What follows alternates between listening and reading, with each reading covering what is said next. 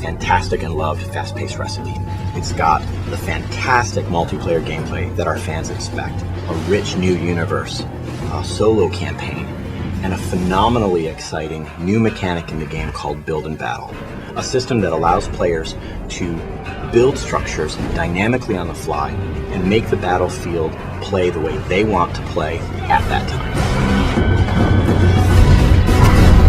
Starhawk was loved around the world by all of our fans. It was really built on a fast-paced, multi-dimensional gameplay over really broad landscapes. We wanted to go one step further. We really felt that the opportunity was great to make a brand new standout approach to the shooter genre, and that's what led us to Starhawk.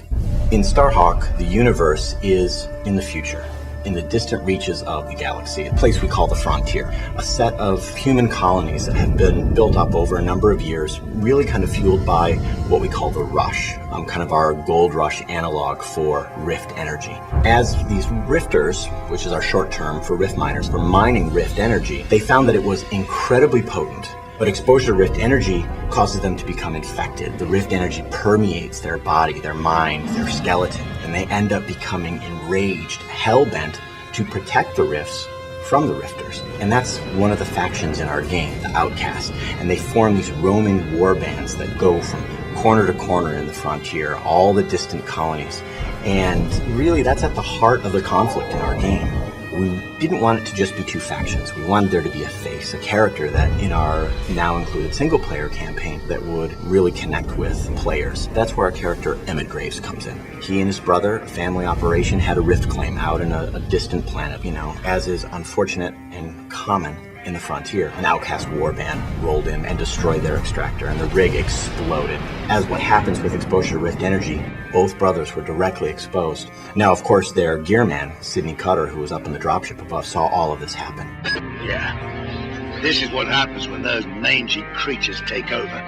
It's a shame, I tell you. Cutter was able to modify some of his equipment to create this regulator device, and this horrible procedure implanted it directly into Emmett's spine. It's almost a curse. It's incredibly painful for Emmett. And now he bears the mark, the brand of an outcast warrior. And he became outcast himself. And so Emmett ended up being a hired gun, like a gunslinger, protecting claims, going to colonies that were being attacked by outcast warbands. Anybody that comes out here has a plan or a problem.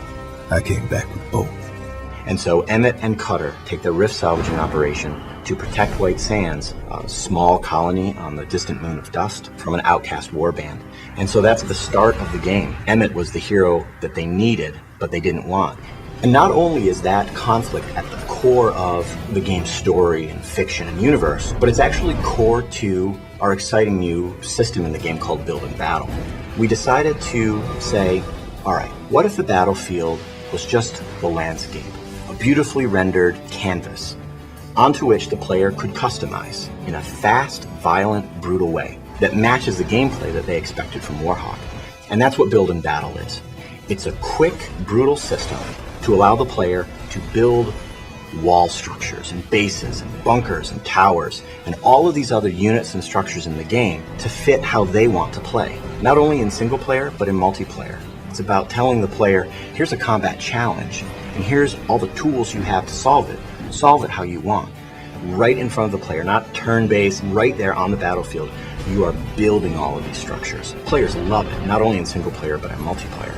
It's as fast-paced and as quick and as brutal as pulling the trigger on a weapon. That's what we wanted. We didn't want players to have to really manage anything.